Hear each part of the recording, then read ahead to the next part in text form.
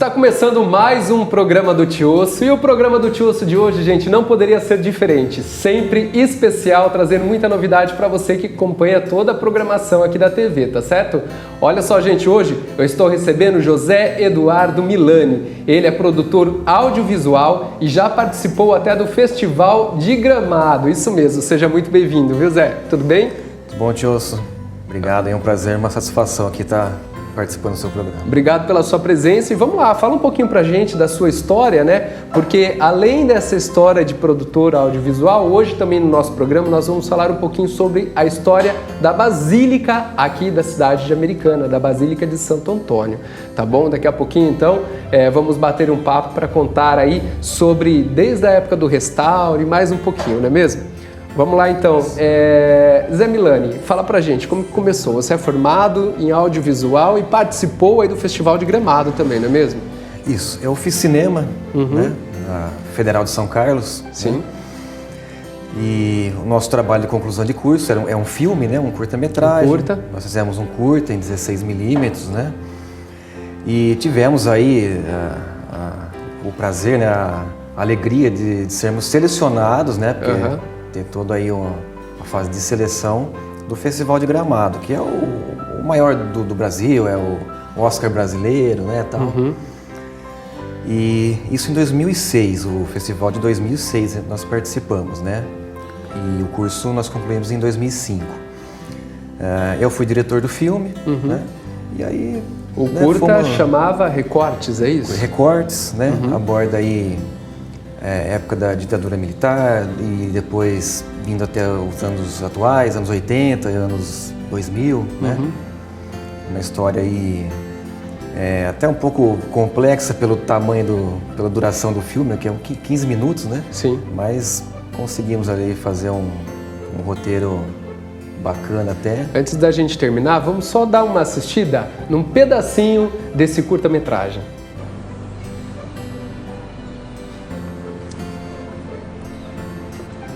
Posso me sentar? Quando eu te conheci, essa barriguinha não estava aí, não é? Senta, Juca.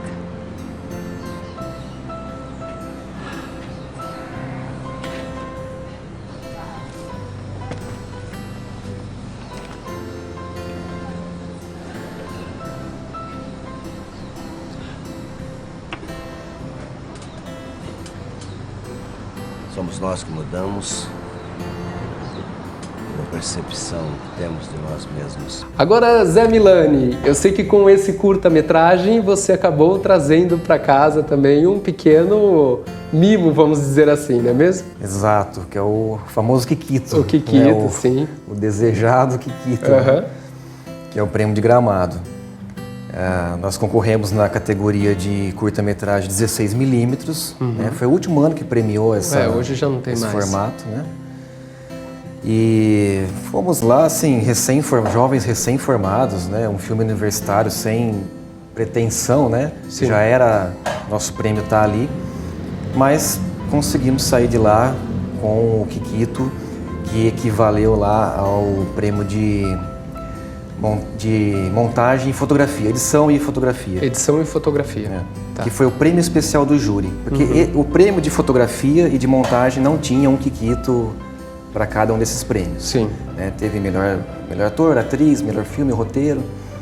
E o prêmio especial do júri, então, para premiar algum destaque ali, foi para o nosso Recortes.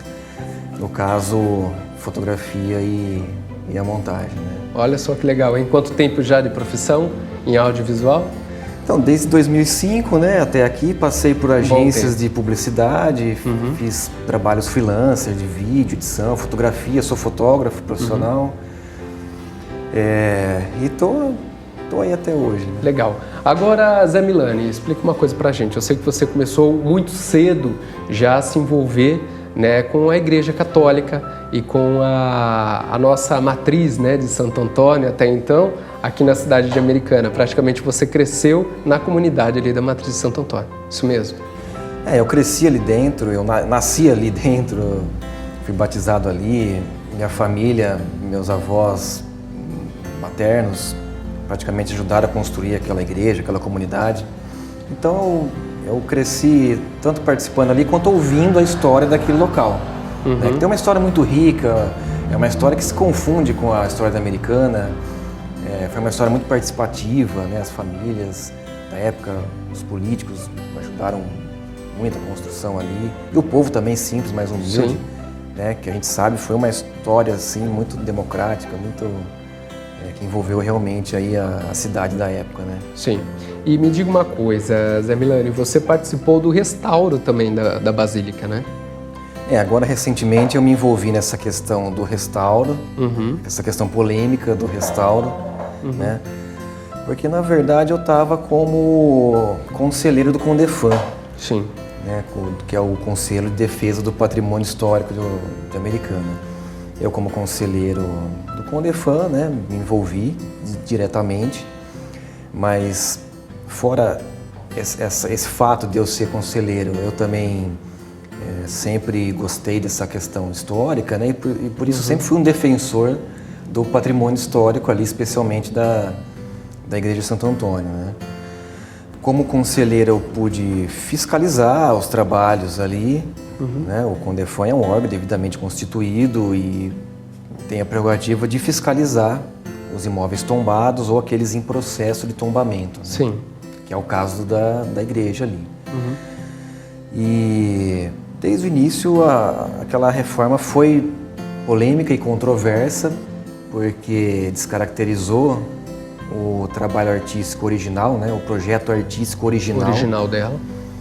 Essa foi uma das polêmicas, né? Assim, uma das disputas, né, dos dois lados, porque a administração da igreja alegava que não se tinha o projeto original, então, por isso... Poderia haver alterações. Poderia alterar e tal, mas, por outro lado, a gente sabe que nunca houve um restauro ali. Então, a pintura original é aquela que estava lá. Né? Então, bastasse seguir aquilo que estava lá, né? Quando muito uma limpeza, né? Porque as cores vão esmaecendo e tal. Mas acontece que o padre, ele passou por cima dessa questão, tanto do bom senso, da questão artística mesmo, quanto da questão do CONDEFAM, do tombamento, né? A igreja está em processo de tombamento, o processo não foi concluído, e então não podia fazer uma descaracterização daquele nível, né? Principalmente sem autorização do CONDEFAM. Do CONDEFAM. Né? Precisava ter, no mínimo, um projeto para ser aprovado no Conselho. Mas houve uma alteração muito grande, assim, exagerada do que era e o que é hoje, depois da restauração? A gente pode dizer que houve na questão de pintura, né? Pintura. Não foi coisa estrutural, né? Não derrubou parede, não alterou, mas a questão das cores mesmo, né? E tudo ali é uma obra de arte única ali, né? Maravilhoso, né? Tudo está unido, a arquitetura com as cores, nada foi à toa.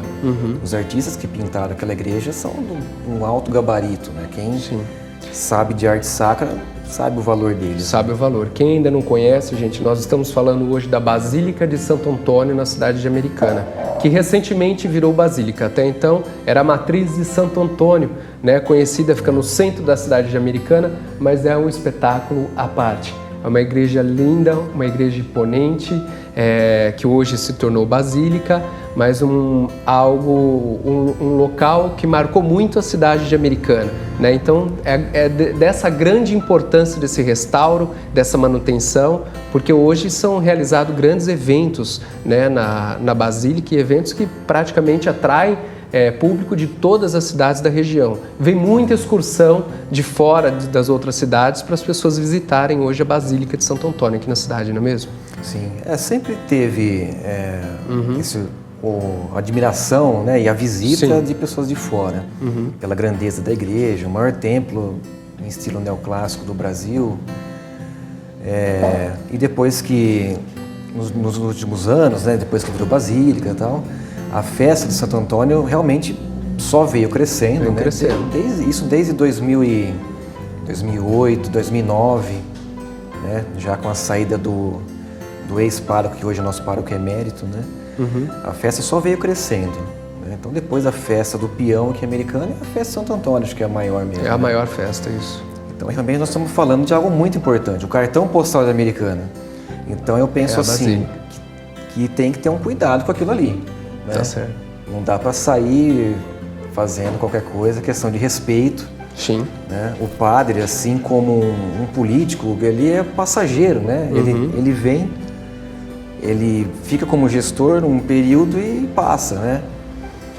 Então essa questão do restauro também tem essa parte afetiva, né? Não é só essa questão técnica, mas é essa questão afetiva, o respeito pelo povo da cidade. Tá certo. Bom, Zé Milani, eu preciso dar um recadinho para quem está assistindo o nosso programa e daqui a pouquinho a gente volta para contar um pouco mais sobre essa história da Basílica e também trazer alguns fatos de curiosidade da nossa cidade. Olá pessoal, para você que acompanha a gente aqui da Agropet Mineiro já sabe, nós sempre temos as melhores promoções para vocês. E nesse ano, para fechar com chave de ouro, nós vamos sortear R$10.000 e muitos outros prêmios. E além dos R$10.000, pessoal, teremos cafeteira, cervejeira, smartphone Samsung, 1 ano grátis de ração e um televisor de 50 polegadas. Aproveite, porque todo o carinho e cuidado que você já sabe que nós temos com o seu bichinho, você ainda no final do ano pode levar R$10.000. Vem pra cá!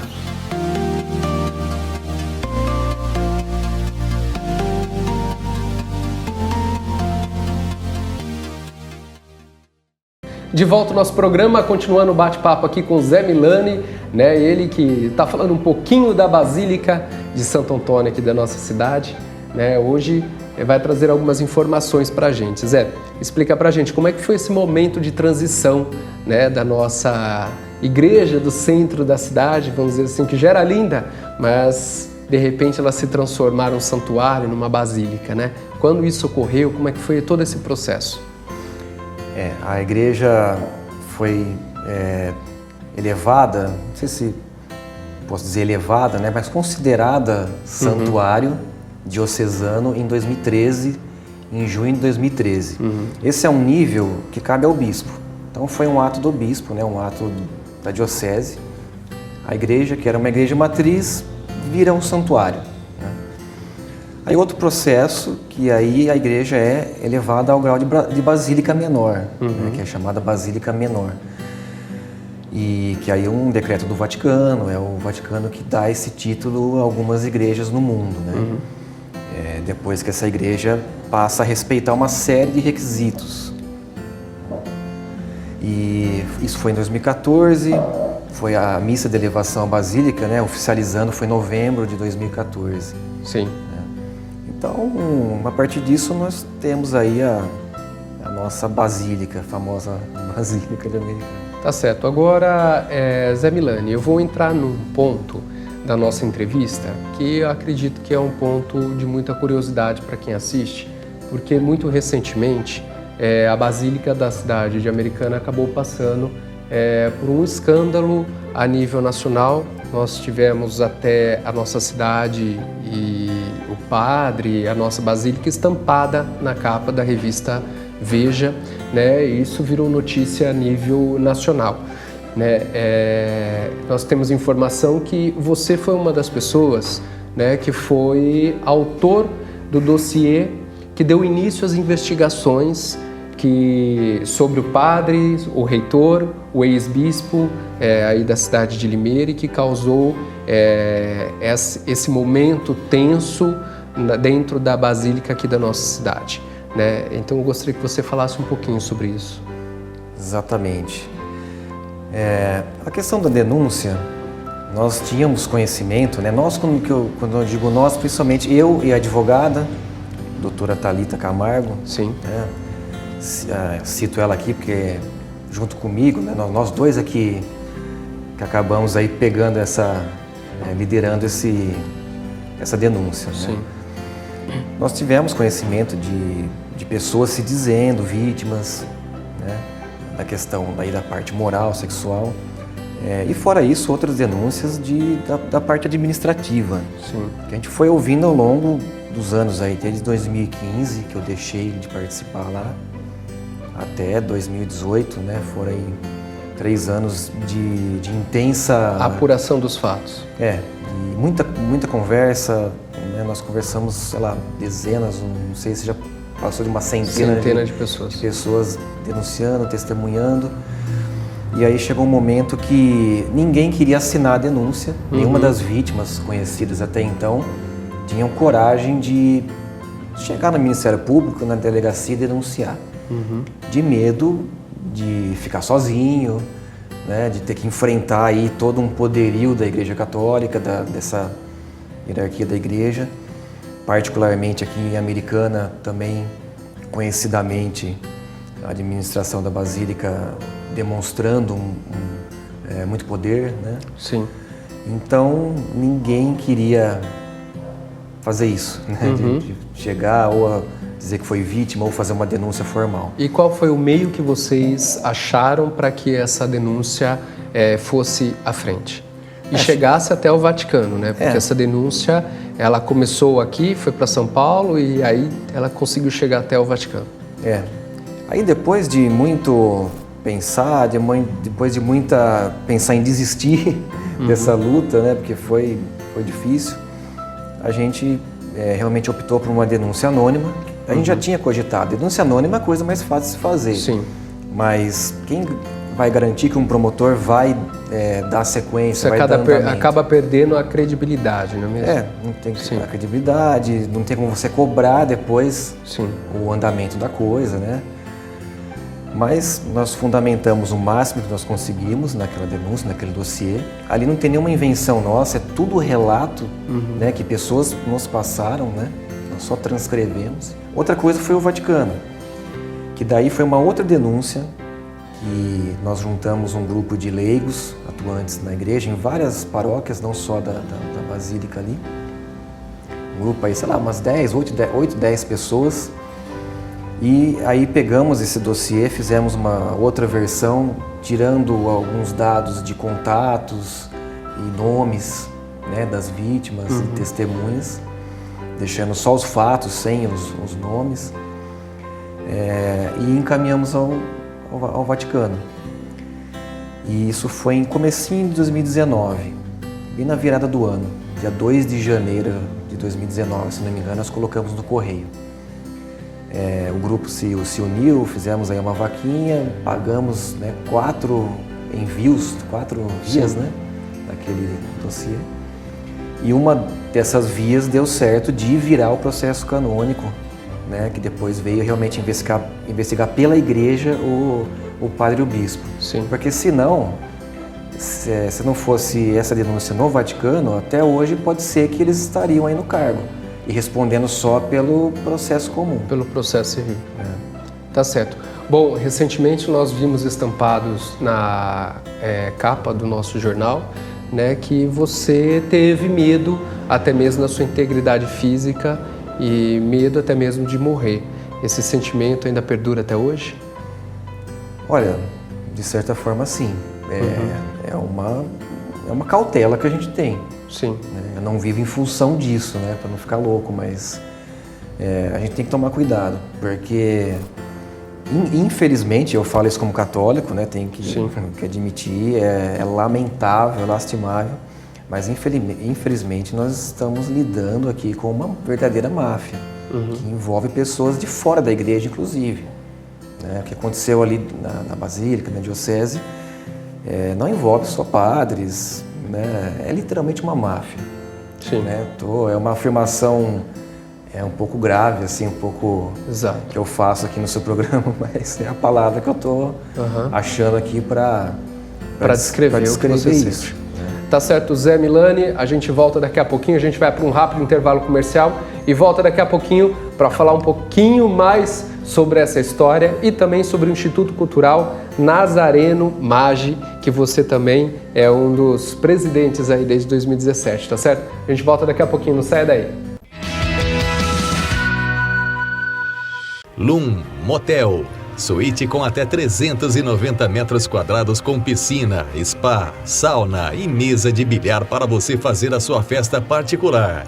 São mais de 60 apartamentos luxuosamente decorados. Serviços de lavanderia, segurança e cozinha 24 horas. Comemore seu aniversário de namoro ou casamento no Lum Motel. Faça a reserva e peça uma decoração especial através de nosso WhatsApp. Surpreenda o seu amor. Acompanhe as promoções e descontos pelo site ou Instagram. Lum Motel.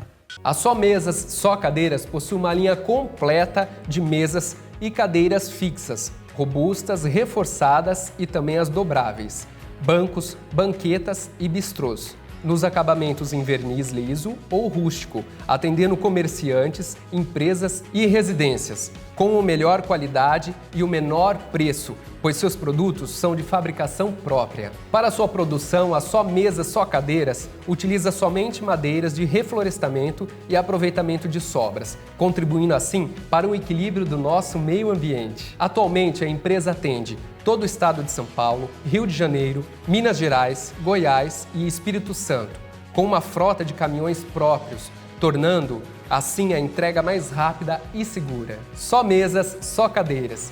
Mesas e cadeiras fabricadas com muito carinho desde 1992. Só mesas, só cadeiras. E há 27 anos servindo qualidade.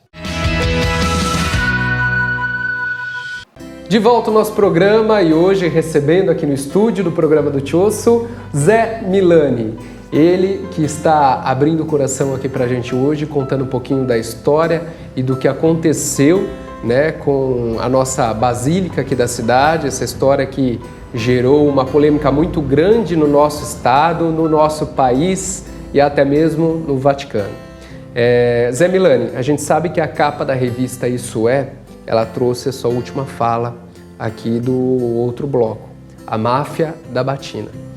Isso a gente sabe que mexeu muito com a população, foi motivo de vários programas de televisão, não só jornalísticos, mas também como o programa do Bial, né, na Globo. A gente sabe que houve comentários em todos os lados e a Americana, mais uma vez, acabou sendo palco, né, de mais uma notícia, infelizmente dessa vez, uma notícia não tão agradável, uma polêmica que repercutiu, não soou muito bem, até mesmo para o universo católico.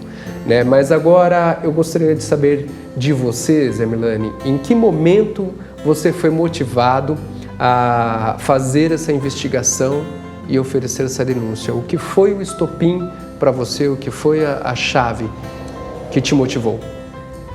Foi a busca pelo que é correto, pela justiça, porque não teve um estopim, foi um processo. Sim. Eu digo que foi realmente um processo porque as coisas chegavam até nós, mesmo sem a gente querer, né? Chegava até mim pessoas que eu não conhecia, me chamando no WhatsApp. Isso de forma assim, semanalmente, diariamente, mensalmente, sempre alguma notícia, alguma informação? Pelo menos mensalmente, alguns períodos Agora borbulhava. Agora eu gostaria de saber o porquê chegavam a você exatamente. Por que escolheram você como essa pessoa? Porque eu fiquei conhecido aí como um desafeto, vamos dizer, um desafeto público do padre. Né? Justamente pela polêmica do restauro, né? Sim. Que você já havia enfrentado ele nesse momento do restauro da igreja. E aí, com repercussão em redes sociais e tal, as pessoas procuravam, aliás, me achavam, né? Nas polêmicas, e aí aproveitavam e falavam: olha, eu também tive problema. Olha, eu sei que você está com um processo aí, eu também tenho problema, tive problema. Então eu recebia muito esse tipo de chamada. Zé Milani, você é capaz hoje de mensurar a quantidade de pessoas que te procuraram para fazer denúncias? Nossa, é difícil dizer a quantidade, mas foi muita gente, Guilherme. Foi muita gente. E eu acho que ao todo, que eu procurei, porque eu fui atrás também de algumas, né? Sabia que tal pessoa sabia de alguma coisa, então eu ia atrás também. Mas eu acho que se não foram 100 pessoas, se não foram mais de 100, foram perto de 100 pessoas que eu falei nesses últimos 3, 4 anos. Fiquei sabendo de vítimas, né, de abuso, conversei com familiares, conversei com as próprias vítimas também, posteriormente. E então pessoas não só da cidade de Americana? Sim, pessoas de fora, praticamente rodeia a diocese inteira. Sim. A diocese tem 16 cidades, né? Pelo menos acho que umas 10 cidades. Tá, agora eu te pergunto uma coisa, Zé Milani. A tua família te apoiou nesse momento? Você teve o apoio? Ficou todo mundo preocupado? Como é que foi? A família se mostrava preocupada. Aham. A questão do apoio era mais assim, uma preocupação, né? Sim.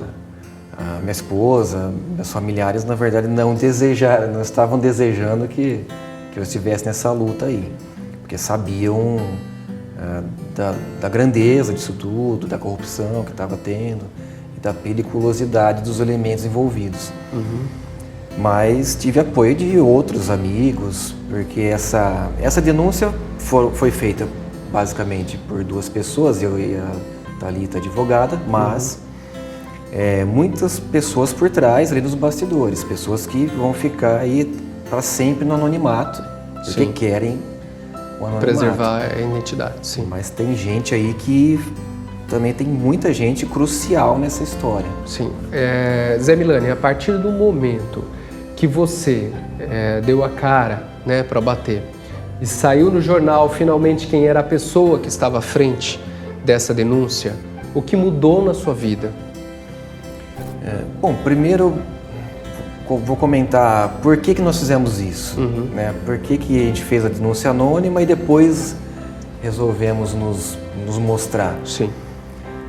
Porque as pessoas falavam assim, mas você não tem medo, né? Por que vocês não ficaram no anonimato, né? Vocês não estão com medo agora? Na verdade, foi uma estratégia até para ter menos perigo ainda para a gente.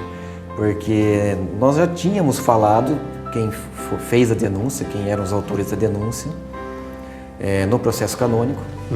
E a gente sabia que... A igreja já sabia. A gente sabia que isso ia chegar da mão do bispo e do padre, né?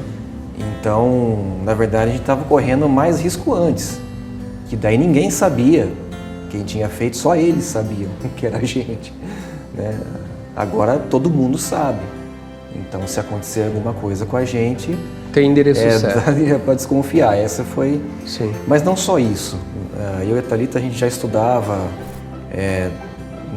assumir essa autoria da denúncia para livrar aí a barra de algumas vítimas que estavam sendo aí um pouco pressionadas, um pouco assediadas nessa questão de serem suspeitas de terem feito a denúncia. Zé Milani, eu queria te fazer uma pergunta. Depois disso tudo, você foi ameaçado? Explicitamente não.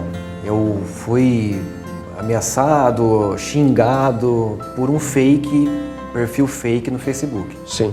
Mas por pessoas, até mesmo ligadas com a igreja, não houve isso? Não houve uma ameaça real, assim, explícita. Sim. Só um perfil fake que incomodou lá, realmente falou algumas coisas que dá pra ver que conhece a minha família. Sim. Né? Mas, enfim, ficou no perfil fake lá. Tá. Outra pergunta que eu tenho, Zé Milani, como foi a tua recíproca dentro da comunidade, dentro da igreja? Como que os fiéis, como que as pessoas que frequentavam a Basílica junto com você, a comunidade que você já cresceu, que você viveu, receberam essa notícia que foi você que ofereceu? Você teve uma hostilidade dessas pessoas ou não? Você teve o apoio da grande maioria delas? Hostilidade eu não tive, pelo menos não explicitamente. Assim. Sim. Eu tive apoio, né, bastante gente preocupada comigo, inclusive, né? Tive esse apoio, mas teve sim aquelas pessoas que eu senti que era um receio que eu já tinha, que eu já previa que podia acontecer. Né? Se um dia as pessoas soubessem que eu fiz a denúncia, né? Que a pessoa meio que não querer mais conversar comigo, porque daí Manter vai distância. achar que eu vou passar o que ela falou pra frente, né? Entendi. Mas, enfim, alguém tinha que fazer alguma coisa, Sim. né?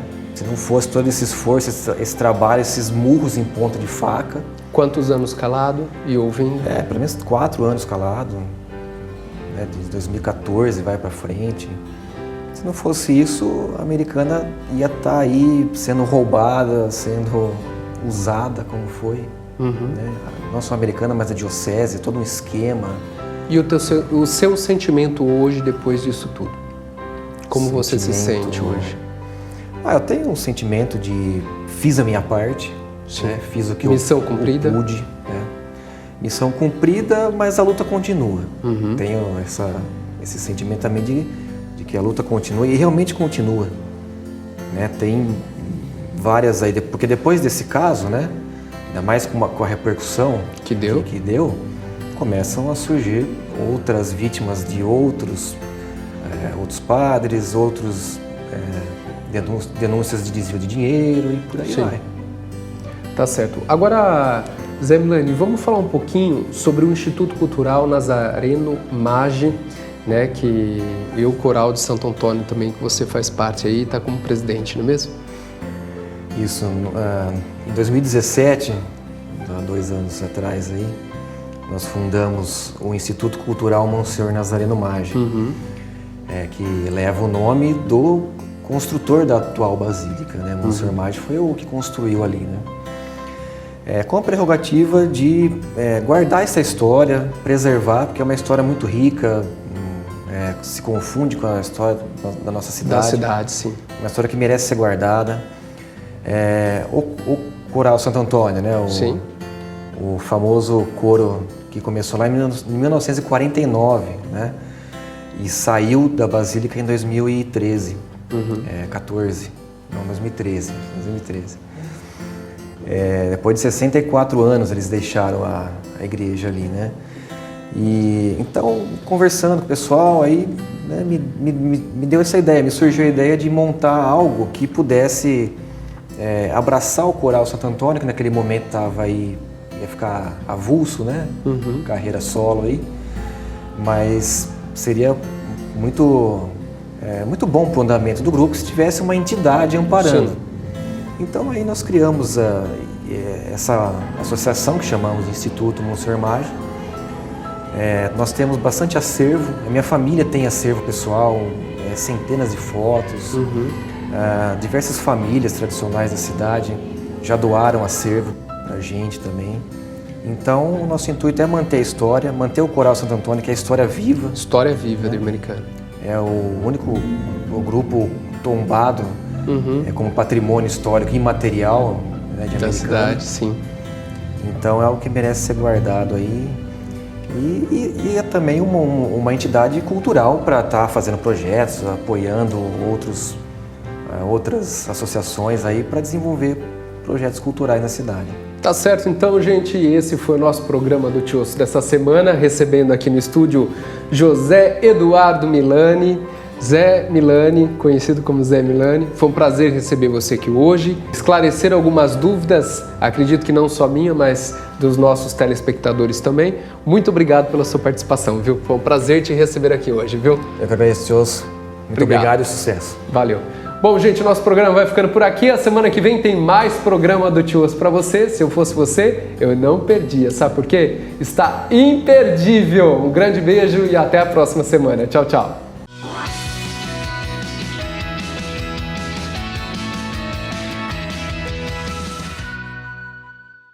Oferecimento Agropet Mineiro, tudo o que o seu pet precisa. E Mobiluxmóveis.com, preço de atacado com venda no varejo.